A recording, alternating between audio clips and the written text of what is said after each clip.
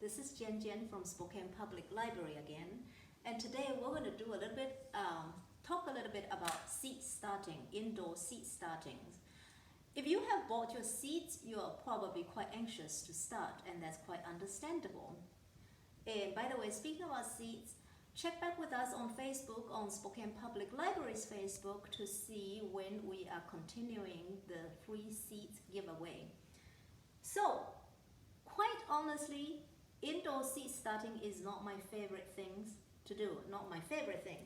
But a lot of people like it for reasons that I quite understand, because in the dead of winter or early spring, when there is nothing else going on outside in the garden, it gives you a lot of hope to pop a seed, that tiny little seed in, and watch this spring to life like this. It's a great joy, really, to see life taking form like this. But after this, then what? It is still too cold outside to plant most things. So it's a lot of work.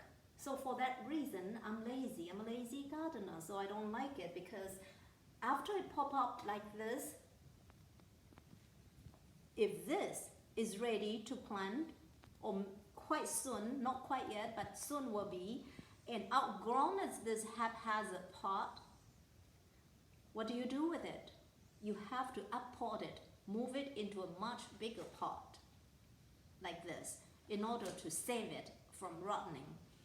So, another reason I do not like starting seeds indoors is the hardening part of it.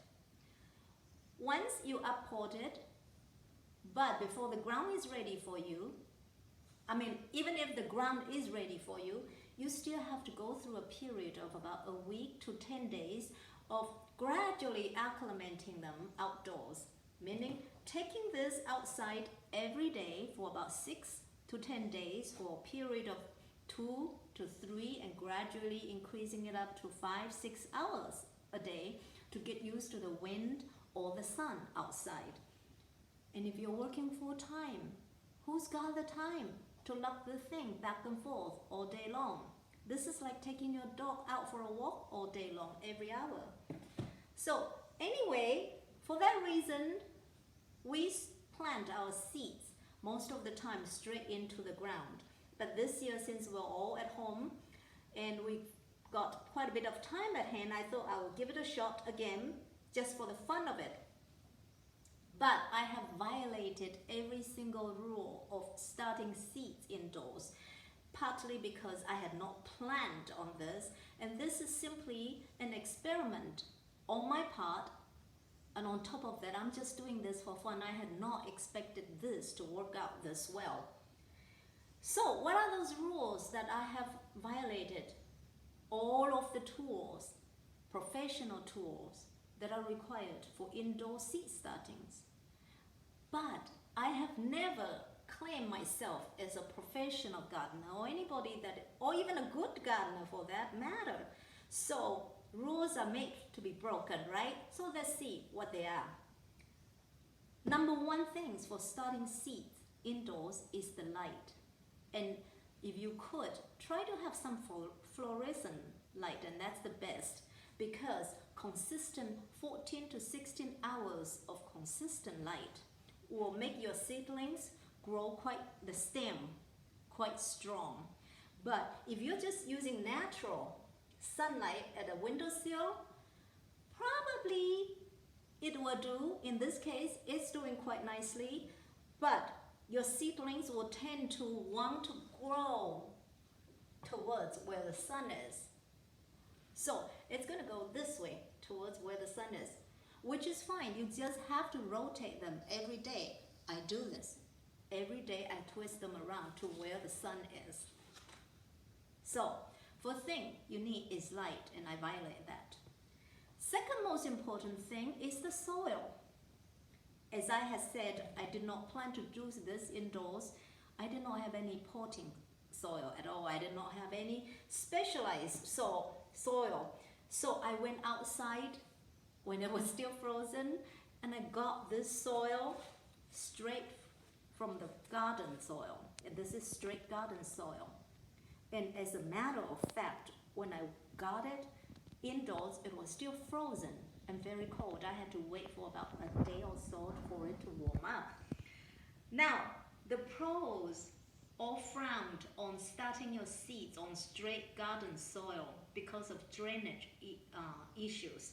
Seeds and seedlings, while they are resilient, they also could be quite picky, and they prefer a starting special mix that has quite good drainage, usually has a lot of peat in that potting soil, and light, very light, so that the seeds have nothing heavy preventing them from poking through the soil.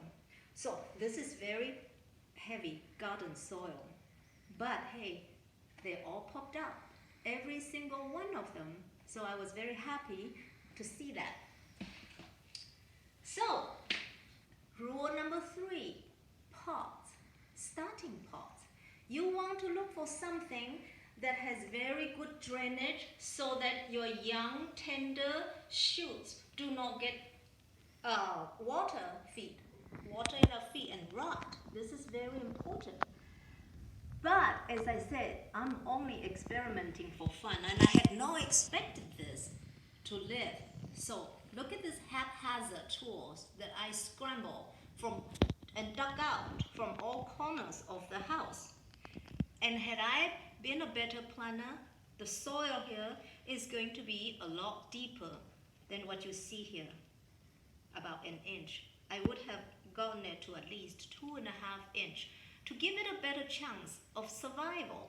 So honestly, I don't know if this is going to live, but for the next week or so, every day I'm going to lug this thing out, in and out every day to harden it.